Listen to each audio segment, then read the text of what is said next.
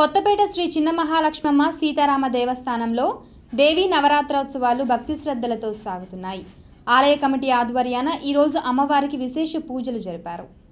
కొత్తపేట చిన్న మహాలక్ష్మమ్మ సీతారామస్వామి దేవస్థానం ప్రాంగణంలో దశమ దేవి నవరాత్రోత్సవాలను వైభవంగా నిర్వహిస్తున్నట్లు ఆలయ అధ్యక్షులు కోట వెంకటేశ్వర్లు తెలిపారు. గౌరవాధ్యక్షులు సూర్యనారాయణ తదితరులతో కలిసి కొత్తపేటలోని ఆలయం వద్ద ఉత్సవాల్లో పాల్గొన్నారు. ఈ సందర్భంగా భక్తులు ఇత్తడి ప్లేట్లతో సామూహిక కుంకుమార్చన పూజలు జరిపారు. అమ్మవారి కరుణా కటాక్షాలు పొందారు. అనంతరం కోట వెంకటేశ్వర్లు మాట్లాడుతూ ఏటా మాదిరిగానే చిన్న మహాలక్ష్మమ్మ అమ్మవారి దేవస్థానంలో గౌరీ అభిషేక పూజలను ఈ నెల 13న వైభవంగా జరుపుతామన్నారు. 9 రోజులు చక్కగా జరుపుతున్నాము. మేము గత 10 సంవత్సరాల నుంచి ఇలా జరుపుతున్నాము. ఇది మా దశమ వార్షికోత్సవము.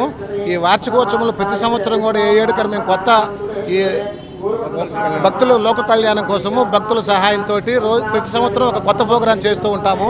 ఈ సంవత్సరం వచ్చినప్పటికంటే మేము శత సహస్ర మహా మంగళగురి వ్రతం అని చెప్పి కొత్త ప్రోగ్రాం పెట్టామండి. ఇదంతా కూడా మా పూజారి గారు చాలా లోతుగా గ్రంథాలు పరిశీలించి విశ్లేషణ చేసి కొంత కూర్పు చేసి దాన్ని ఏర్పాటు చేశారు. ఇలాంటి పూజా విధానము బహుశా మన ఏరియాలో ఎక్కడ జరగలేదు. ప్రభుత్వ ఆసుపత్రిలో సమైక్య ఆందోళనలు కొనసాగుతున్నాయి. రాష్ట్ర విభజనను నిరసిస్తూ నర్సులు ఈరోజు ధర్నా నిర్వహించారు. రాష్ట్రాన్ని ముక్కలు చేసి అన్నదమ్ముల్లా ఉన్న తెలుగువారిని విడదీయడం దుర్మార్గమని నర్సింగ్ అసోసియేషన్ నేత డివి రమణ అన్నారు. రాష్ట్ర విభజనను నిరసిస్తూ ప్రభుత్వాసుపత్రి ప్రాంగణంలో నర్సులు ధర్నా నిర్వహించారు. ఈ సందర్భంగా రమణ మాట్లాడుతూ రాష్ట్రం సమైక్యత కోసం 2 నెలలకు పైగా ఉద్యమిస్తున్నామన్నారు. కేంద్రం ఇప్పటికైనా కళ్లు తెరిచి తెలుగువారి ఐక్యతకు ముందుకు రావాలని రమణ కోరారు. మరి ఏపీ ఎన్జిఓల మీద భౌతిక దాడులకు దిగారు. అది ఎంతో సిగ్గుచేటు. మరి ఈ రకంగా భౌతిక దాడులకు దిగితే ప్రజలు తీవ్ర రీతిలో మీకు బుద్ధి చెప్పే రోజులు దగ్గర పడ్డాయి. రాజకీయ నాయకులారా ఖబర్దార్, మీకు ప్రజల ఓట్లతో సమాధి కట్టే రోజులు దగ్గర పడ్డాయి. మీరు మీ ఇష్టం వచ్చినట్టుగా మన తెలుగు తల్లిని అమ్మేసుకుంటూ అమ్మను అమ్మేసుకునే చందాన మీరందరూ ఈరోజు నోరు మూసుకొని మరి పదవి కోసం ఒకరు, మరి కాంట్రాక్ట్ కోసం ఒకరు, మంత్రి పదవుల కోసం ఒకరు ఒప్పుకుంటూ లాలుచిపడి సోనియా మాయ మాటల్లో పడి మీరు మరి ఈరోజు ప్రజలను ఇక్కట్టపాలు చేస్తున్నారు. అయినా కూడా మేము సమైక్యవాదం వచ్చేంత వరకు కూడా మా సమస్యల గురించి మేము చాలా ఇట్లాగే నిరవధికంగా మేము పోరాడుతూనే ఉంటామని చెప్పి మీకు చేసుకుంటాం. కానీ ఈ రోజున మన రాజకీయ నేతలు ఇంత మొండి వైఖరితో మా ప్రజల గోడును ఇది చేసుకోకుండా కనీసం వికలాంగులు సైతం 1,00,000 సంతకాలతో ఇచ్చేసి సోనియా గాంధీకి పంపించారు. అయినప్పటికీ కూడా ఆవిడలో ఎలాంటి చలనం కూడా కలిగించలేదు. సమైక్యాంధ్ర ఉద్యమంలో భాగంగా ఏసీ కళాశాలలో సింహగర్జన కార్యక్రమం జరిగింది. ఈ కార్యక్రమంలో పలు జేఏసీ నేతలు పాల్గొని రాష్ట్ర విభజన వల్ల బడుగు బలహీన వర్గాలకు కలిగే నష్టాలపై వివరించారు. ఆంధ్రప్రదేశ్ని విభజిస్తే అణగారిన వర్గాలు తీవ్రంగా నష్టపోయే ప్రమాదం ఉందని సమైక్యాంధ్ర జేఏసీ తెలిపింది. ఉద్యమంలో భాగంగా ఏసీ కళాశాలలో సింహగర్జన కార్యక్రమం జరిగింది. జేఏసీ నేతలు professor Samuel, doctor Kiran Kumar, Mannava Subbarao, Hidayat, Sudhakar, YV Suresh తదితర నేతలు పాల్గొని రాష్ట్ర విభజన వల్ల కలిగే నష్టాలను వివరించారు. రాహుల్ను ప్రధాని చేసే ఉద్దేశంతో కాంగ్రెస్ పార్టీ ఏకపక్షంగా రాష్ట్రాన్ని విభజించడం దారుణమని వారు ఆరోపించారు. అన్ని వర్గాలు సమైక్య ఉద్యమంలో పాల్గొని కేంద్రం మెడలు వంచే వరకు పోరాడాలని సూచించారు. విద్యార్థులు అనేది మనం ఒకసారి గుర్తు చేసుకోవాలి. అలానే సెక్యూరిటీ గార్డ్స్ కానీ, 4th క్లాస్ ఎంప్లాయీస్ కానీ, పారామెడికల్ స్టాఫ్ కానీ పూర్తిగా అట్టడుగు వాళ్ళే ఉన్నారు. సో వీళ్ళందరూ కూడా ఇవాళ అక్కడికి ఉపాధి కోసం పరుగులు పెట్టారు. అక్కడ మనకి సౌకర్యాలు ఉన్నాయి, అక్కడ కొద్దిగా డబ్బులు వస్తున్నాయి, మన జీవితాలు బాగుంటాయి, మన కుటుంబాలు బాగుంటాయి, మా పిల్లలు చదువుకోవడానికి బాగుంటాయి. మన నర్సు కూడా డాక్టర్ అవ్వచ్చు, ఒక ల్యాబ్ టెక్నాలజీ కొడుకు డాక్టర్ కావచ్చు, ఇంకొద్దిగా ఇంజనీర్ కావచ్చు, ఇంజనీర్ అవకాశాలు కూడా అక్కడ ఉన్నాయని మన వాళ్ళు పరుగు పెట్టుకుంటూ హైదరాబాద్ వెళ్తున్నారు. అంతగా మన వాళ్ళు హైదరాబాద్తో జీవితాలు ముడిపడి ఉన్నాయి. అలానే టెస్ట్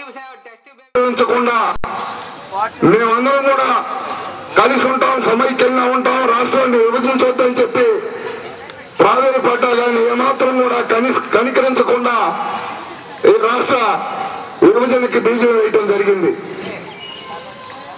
ఇంతలో తెలుగు జాతిని చీల్చడంతో పాటు వైద్యం, ఉద్యోగం, పెన్షన్లు, జీతాలు, ఉపాధి త్రాగడానికి నీళ్లు, సాగుకి నీళ్లు ఏవి ఉండవు కనుక సమైక్యంగా ఉండాలని కోరుకుంటూ మీ అందరి దగ్గర సెలవు తీసుకుంటున్నా.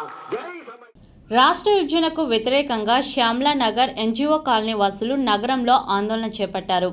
తక్షణమే సమైక్యాంధ్ర ప్రకటన చేయాలంటూ ప్రదర్శన, మానవహారం చేపట్టారు.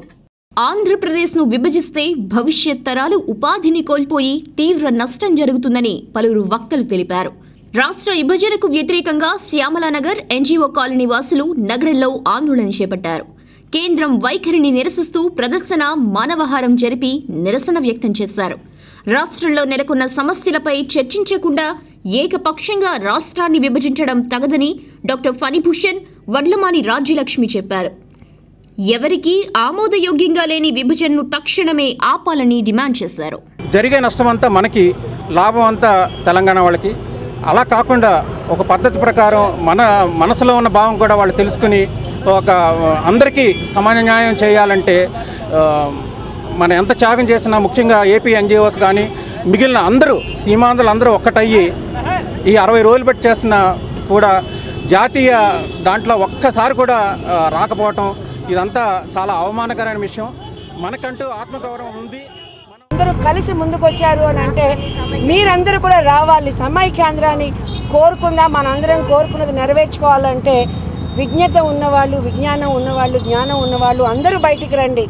వస్తే తప్ప సమైక్యాంధ్ర రాదు అనే దానికంటే తెచ్చుకుందాం అన్నది నాకు చాలా నచ్చుతుంది. కాబట్టి అందరికీ విజ్ఞప్తి చేస్తున్నాం, మరొక్కసారి తప్పనిసరిగా అందరూ రండి. మనందరం కలిసి హైదరాబాద్ మనదే నిరూపించుకుందాం. జై సమైక్యాంధ్ర. జిల్లాలో సమైక్య ఉద్యమం ఉధృతమైన దృష్ట్యా పోలీస్ యంత్రాంగం అప్రమత్తమైంది. ఉద్యమకారులు భావోద్వేగాలకు లోనై హింసాయుత సంఘటనలు చోటు చేసుకునే అవకాశం ఉందనే అనుమానంతో నగరంలో అదనపు బలగాలను మోహరించారు. ప్రత్యేకించి ప్రధాన కూడళ్లలో భద్రతను కట్టుదిట్టం చేశారు. అదేవిధంగా ప్రముఖుల విగ్రహాల వద్ద కూడా భారీ బందోబస్తును ఏర్పాటు చేశారు. మరికొన్ని వార్తలు చూసే ముందు మరొక షార్ట్ బ్రేక్.